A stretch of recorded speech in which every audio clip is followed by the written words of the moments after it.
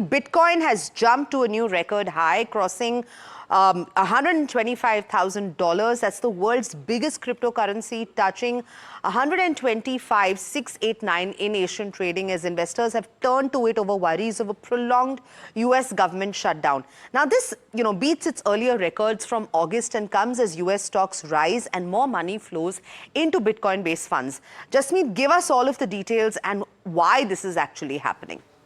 Well, right, yes, thank you for that. Now, if we look at the Bitcoin rally in general, the Bitcoin, it's its first high, that's nearly $125,000 USD. Now, in terms of the overall market value of the Bitcoin currently stands at $2.45 trillion as of the date. Now, let's quickly understand how has Bitcoin performed in terms of other assets like gold and Nifty 50. If you look at the overall performance, Bitcoin on YTD basis has given a return of 32%. On the other hand, we see gold at 48% and Nifty 50 being the lowest at 5%.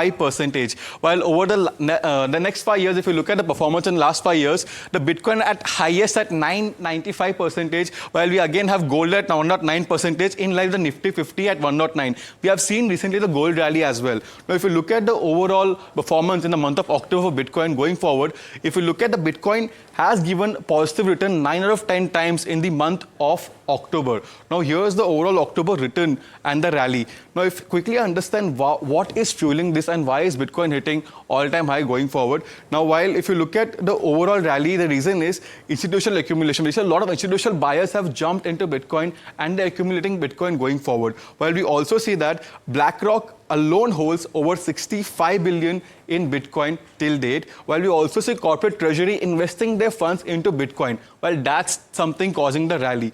Overall, if you look at the macro environment, that's also making a shift towards Bitcoin at large, given the hedge. Now, while we see the weaker dollar, then we also see rising treasury demand and the sovereign credit downgrade is something motivating people to invest in Bitcoin. While thirdly, if you look at the other aspects, what is causing this overall Bitcoin rally is, firstly, the Trump administrative's pro-crypto stance, which gives a positive boost to the overall crypto market. While we also see that easing of ETFs approval gives more stance and more accessibility towards the Bitcoin when it comes to the investment given earlier. While if you look at the other aspect of the recent development which has caused this rally and this surge, while the BlackRock bought in Bitcoins worth rupees $446 million, this is under the iShare Bitcoin Trust of the ETF. As I mentioned, ETFs is making the overall Bitcoin process more easier. While secondly, we also say that IBIT enables investors to get exposure to Bitcoin via exchange-traded products, causing the easier way. While lastly, we look at the inflow increases in this particular fund and the current AUM stands at $109 billion. So this is the overall performance of Bitcoin and the reasons why there's a rally in Bitcoin at the moment. Right, Jasmeet, thanks so much for that. And let me also quickly bring in Siva Venkataraman, Head of Finance CoinSwitch, now joining us. Siva, thanks so much and welcome to NDTV Profit. What's really driving this surge? Is it purely a fear hedge against potential US government shutdown, or are we seeing renewed institutional confidence in Bitcoin itself? Thank you for having me. I think it's all of it, everything that you said, right? Bitcoin has been an asset which is considered akin to digital gold for some time. But what has happened is the recent regulatory changes that have happened in US have kind of brought this to the front and center.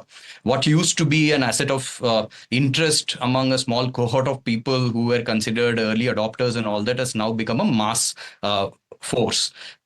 This is shown in two different ways, right? One, the ETFs which have been launched have seen massive inflows, which shows that there is a lot of retail and institutional participation which have kind of started flowing into Bitcoin. And second, with the economic environment being slightly unpredictable, along with the geopolitical reasons, people have started looking for the next gold.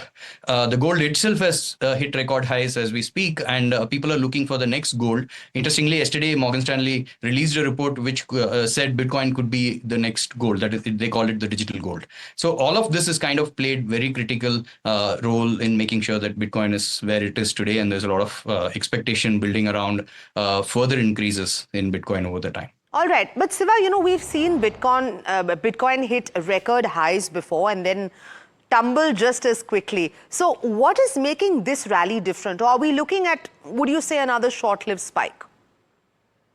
You're right. We have seen Bitcoin go up only to come down significantly, sometimes even 50, 60% in the past, right? But there's something different that we see in this rally. First, it's largely driven by institutional flow.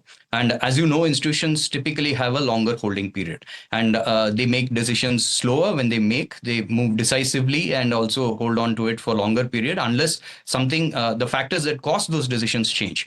Now, in this case, unless something drastically changes in the economic environment that we are seeing, it's likely that this flow is here to stay.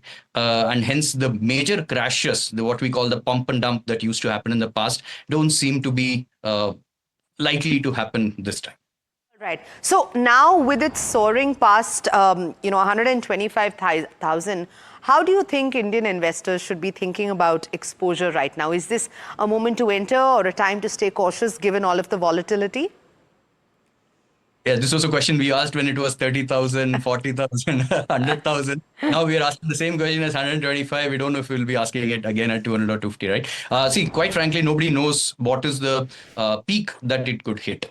But the factors seem to be aligning for a much longer rally for more sustained period of time this time. And Indian investors, just like anyone else, have typically made a lot of returns recently in the last few years from equity markets, and hence are likely to have a very concentrated portfolio at this point.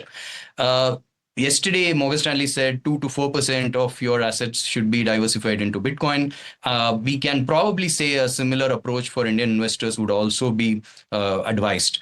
From that perspective, it's not a bad idea for someone to look at buying Bitcoin at the current prices. There may be small drops, 5%, 10%, but if you're going to hold it for a reasonably long period of time, it's likely to play out to be better than most of the other assets. I just saw you showing that Bitcoin's compounded return for the last 5 years is 995%. I mean, that's a significant buildup of wealth that has happened over time, likely to continue in future as well.